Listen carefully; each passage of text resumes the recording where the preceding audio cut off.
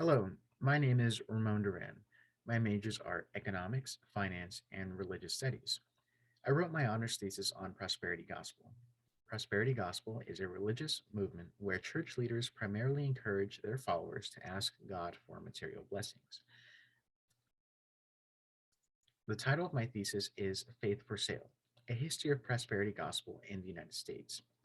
My inspiration for this project comes from the theory set forth in Max Weber's The Protestant Ethic and the Spirit of Capitalism, which suggests that there is a positive relationship between certain religious practices and economic development. The critical question that I ask in my paper is, how should we understand the discrepancy between the actual economic status of adherents of prosperity gospel and the teaching that faith in prosperity gospel will bring material wealth? Now I will present some data from the Pew Research Center's 2014 Religious Landscape Survey. Prosperity gospel, in this case, would be included under the umbrella of evangelical Protestantism. The data shows that there is a greater proportion of evangelicals than mainline Protestants that make less than $30,000 per year. Further, the proportion of mainline Protestants that make more than 100,000 is greater than the proportion of evangelicals.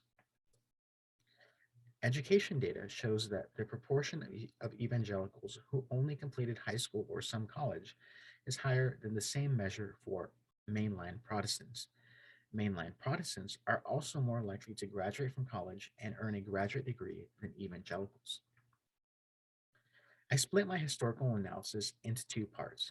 The first part focuses on the economic conditions within which prosperity gospel arises. I focus primarily on the state of the American economy during the late 19th and early 20th centuries.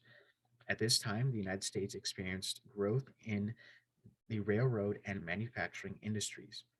Some data points that I would like to point out are that between 1919 and 1922, preachers' salaries grew by 31%, while federal workers' salaries only grew by 7%. Further, church income increased from about $1,600 to about $3,800 in the 10-year span between 1916 and 1926. In part two, I focus on the rise of televangelism and megachurches.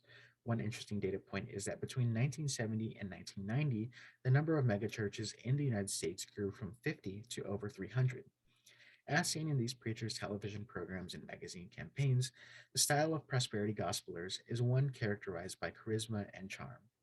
Notable preachers include Joel Osteen, Paul White, Frederick Price, Robert Schuller, and Jim and Tammy Faye Baker. For my social scientific analysis, I focus on the behavior of preachers and their adherents. In part three, I look at Joel and Victoria Osteen's response to a legal battle. After winning the case in court, the Osteens declared to their church that God was on their side. In part four, I ask how prosperity gospel differs from the teachings of positive psychology. While both promote optimism, I find that positive psychologists still require their patients to judge their pursuits against reality. Patients are often asked to find alternative means of meeting their goals, unlike in prosperity gospel. In part five, I propose that there should be additional research into prosperity gospel and its followers. One of my suggestions is that researchers should look into any similarities that might exist between adherents of prosperity gospel and people who suffer from a gambling addiction. The idea comes from the sunk cost fallacy in economics, which suggests that individuals will continue to invest in a suboptimal cause simply because of the belief that their past investment will yield some significant return at some point in the future. I also explore here the potential consequences of additional financial regulation on megachurches. In conclusion, this analysis rekindles questions about the role of religion in individuals' economic lives. Prosperity gospel's effect on its adherents appears to disable or discourage individuals from making economically rational choices. Alternatively, there could be a strong selection bias at play here. This is to say that those who choose to be members of prosperity gospel churches are themselves disinclined to make rational choices. Ultimately, this thesis demonstrates the need for scholars to better delineate the boundary between the variety of faith that pacifies human industriousness and the variety that spurs it. Thank you for listening to my presentation.